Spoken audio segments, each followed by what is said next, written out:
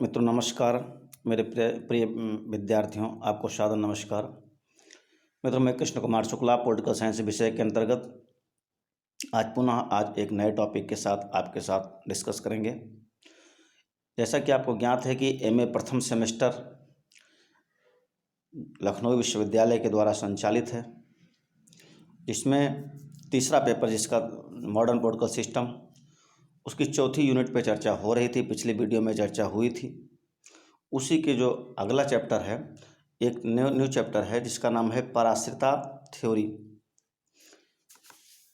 Dependency theory, पराश्रिता सिद्धांत।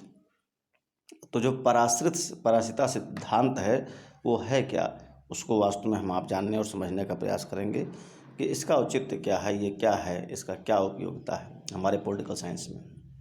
आप जैसे जानते हैं कि राजनीति विज्ञान में किसी भी देश की आर्थिक, राजनैतिक सारी घटनाओं का अध्ययन किया जाता है। आर्थिक का इसलिए क्योंकि चूँकि आप जानते हैं कि जो संबंध होते हैं, संबंधों के निर्धारण में अर्थ एक महत्वपूर्ण रोल प्ले करता है। जैसे हम विकास की बात करते हैं तो विकास अर्थ के ही आईने से देखा जा सकता है कि आप आर्थिक दृष्टि से कितना विकास किए। अगर आप यहाँ खाने के लिए लाले पड़े हैं तो कोई भी देश संपन्न नहीं हो सकता। जो पराश्रिता सिद्धांत है, पराश्रिता सिद्धांत का तात्पर्य यह हुआ कि जैसे कि नाम से आपको कुछ लग रहा होगा, पराश्रित जो दूसरे के ऊपर डिपेंड्स हो, अर्थात वे देश जो द्वितीय विश्व युद्ध के पहले किसी दूसरे देश पर डिपेंड थे, किसी के गुलाम थे, किसी के अधीन थे, और उनके यहाँ व्यवस्थाएं सब तो उनकी थी, लेकिन संचालन की ना उनमें प्रतिभा थी, और अगर प्रतिभा भी थी तो उसका वो कर ही नहीं पाते थे। वो दूसरे देश जो सक्षम देश थे, आर्थिक, राजनीतिक, सामाजिक और सैनिक दृष्टि से सक्षम थे, उन्हीं के अधीन वो व्यवस्था चलती थी और वो उनको संचालित करते थे। तो प्रश्न एक उठा कि क्या द्वितीय विश्व युद्ध के पहले अगर ऐसी बात थी तो क्या आज की दृष्टि में पराश्रिता सिद्धांत का कोई प्रासंगिकता है या नहीं है। तो इस संबंध में एक विचारक थे, वो लैटिन अमेरिका के लिए काम करते थे, लैटिन अमेरिका के थे, और उस समय संयुक्त राष्ट्र संघ की आर्थिक आयोग के अध्यक्ष थे, जिनका नाम था राल प्रेबिस। तो राल प्रेबिस थे जिन्होंने सबसे पहले पराश्रिता सिद्धांत का आधार रखा। उनके अतिरिक्त सेलेसो फार्टाडो ने अपनी रचना डेवलपमेंट एंड अंडर डेवलपमेंट सन 1964 में लिखी। इन्होंने भी उदारवादी और मार्क्सवादी विकास के सिद्धांतों की आलोचना की, और आलोचना करने के साथ साथ पराश्रिता सिद्धांत का सपोर्ट किया। उसका बोला कि नहीं भाई, ये सिद्धांत आज की दृष्टि से आज भी मतलब प्रासंगिक है, उपयोगी है, और ऐसा सिद्धांत है, मतलब अभी भी दूसरे दो जो संपन्न देश हैं वो गरीब देश का शोषण कर रहे हैं। 1970 के दशक में दक्षिण अमेरिका या लैटिन अमेरिकी विचारकों में आंद्रे गुंडर फ्रैंक एक विचारक थे जिनका नाम था आंद्रे गुंडर फ्रैंक, और सामिर अमीन ने रोस्टो के मान्यताओं को अस्वीकार करते हुए पराश्रिता सिद्धांत, जो डिपेंडेंसी थ्योरी है, उसका निर्माण किया। पराश्रिता सिद्धांतकारों ने कहा कि एशियाई, अफ्रीकी या लैटिन अमेरिकी देशों का विकास उस प्रकार नहीं हो सकता जैसा कि पूंजीवादी देशों का हुआ है। ठीक ना। इनका ये मानना था कि भाई जो अविकसित देश हैं उनका विकास उस गति से नहीं हो सकता जैसा कि जो विकसित देश हैं उनका हो चुका है, चूँकि वो बहुत पहले अपने यहाँ विकास कर चुके हैं, और तब ये जो विकासशील देश थे गुलाम थे किसी न किसी के।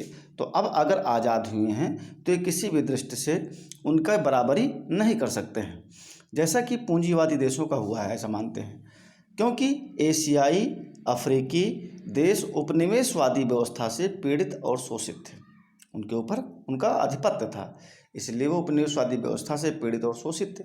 जबकि पूंजीवादी देशों ने उन पर उपनिवेशवाद बनाया था, इसलिए एशियाई, अफ्रीकी देश अविकसित, अंडर डेवलप्ड हैं, जबकि पूंजीवादी देश पहले से ही विकसित हैं, डेवलप हैं, है ना। उसका तात्पर्य यह हुआ कि जो संपन्न देश थे, जो पूंजीवादी देश थे, वो पहले से, चूँकि वहाँ पूंजी थी तो पहले से संपन्न हो गए हैं। उनके यहाँ जो बेसिक आवश्यकताएं थी वो पूरी हो गई हैं।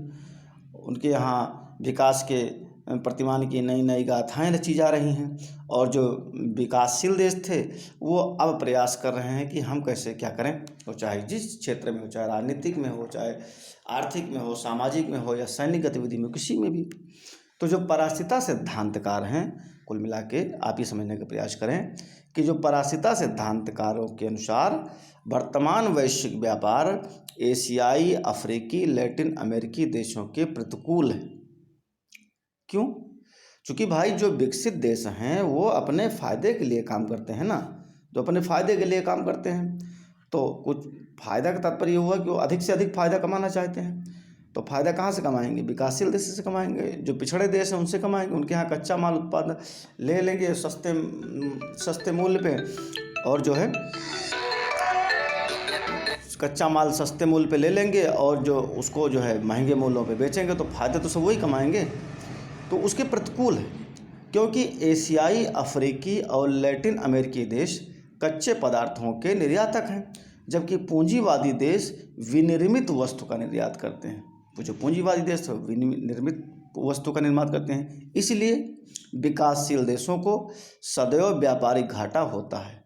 और जब तक पूंजीवादी व्यवस्था विद्यमान होगी तब तक यह शोषण समाप्त नहीं होगा। मतलब यह हुआ कि आज भी कहीं न कहीं किसी दृष्टि से पराश्रित देश हैं जो दूसरे की व्यवस्था पे, दूसरे की तकनीकी पे, दूसरे के कौशल पे, दूसरे की पूंजी पे उनकी व्यवस्था चल रही है। तो ये आज के डेट में भी जो अति पिछड़े देश हैं, वो चाहे लैटिन अमेरिकी की हों, अफ्रीकी की हों, एशियाई के देश हों, वो कहीं ना कहीं विकसित देशों पे आश्रित हैं। उनकी व्यवस्था सब उन्हीं की कृपा से चलती है। ठीक है ना। तो इस जो व्यापारिक परासिता सिद्धांत का विकास गैर मार्क्सवादियों के द्वारा भी किया गया। मार्क्सवादी आप जानते हैं कि सबसे पहले शोषण की बात उठाए थे, मतलब शोषक और शोषित की बात उठाए थे, और पूंजीपति वर्ग के खिलाफ एक सुनियोजित ढंग से प्रहार किया था। बोला था कि भाई जो भी शोषण का कारण है वो मात्र पूंजीवादी देश हैं। तो जो ये परासिता सिद्धांत है, इसको कौन उठाया?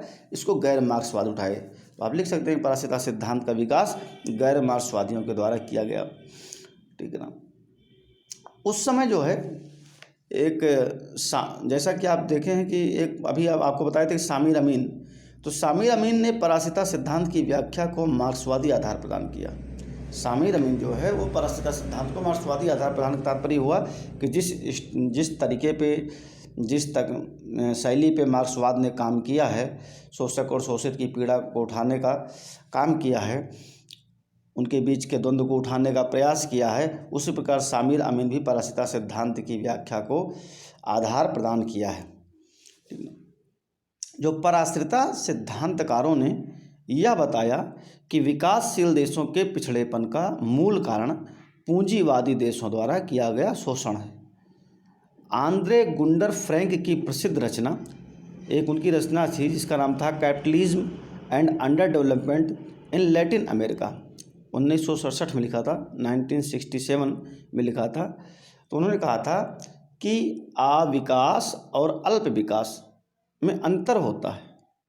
विकासशील देश अल्प विकास के कारण हैं, जो विकासशील देश हैं वो अल्प विकास के कारण हैं। उनके यहाँ विकास की गति बिल्कुल कम और मंद गति से रही है। यही कारण है कि वो आज भी दूसरे के ऊपर डिपेंड्स हैं।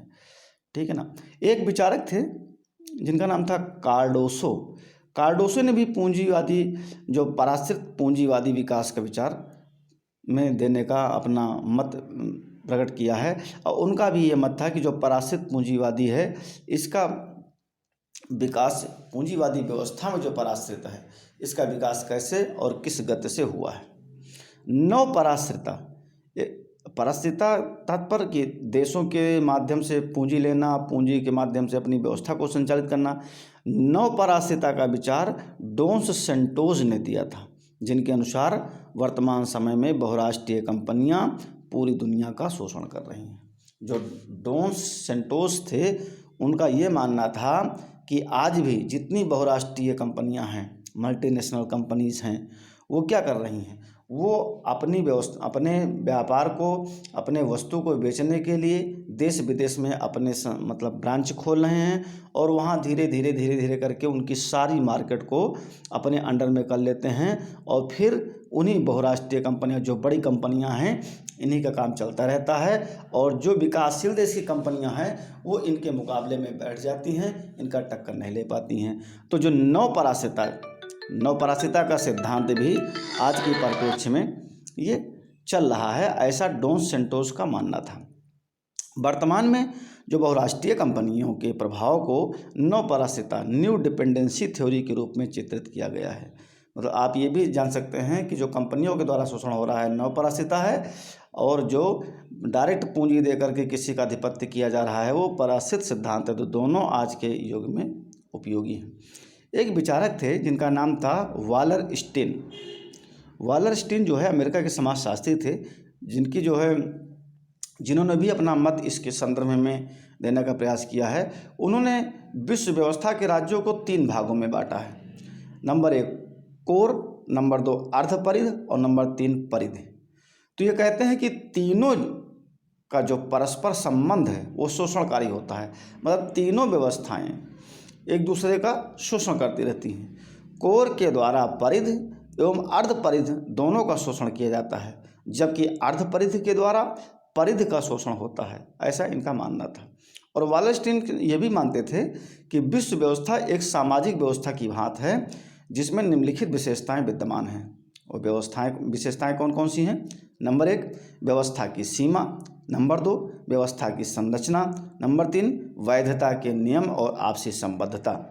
तो इस प्रकार इनका ये मानना है कि भाई देखिए ऐसा है कि जो साम्राज्यवादी व्यवस्था है वो कहीं ना कहीं दूसरे देश, जो देश विकास करने में सक्षम नहीं हैं या उनके यहाँ उतनी तकनीकी नहीं है, उनका शोषण लगातार करती रहती हैं और अपनी व्यवस्था को बेहतर ढंग से संचालित करने के लिए जो अविकसित देश हैं, लैटिन अमेरिकी और यूरोपीय, मतलब लैटिन अमेरिकी और एशियाई के देश, इन देशों का लगातार शोषण होता रहता है।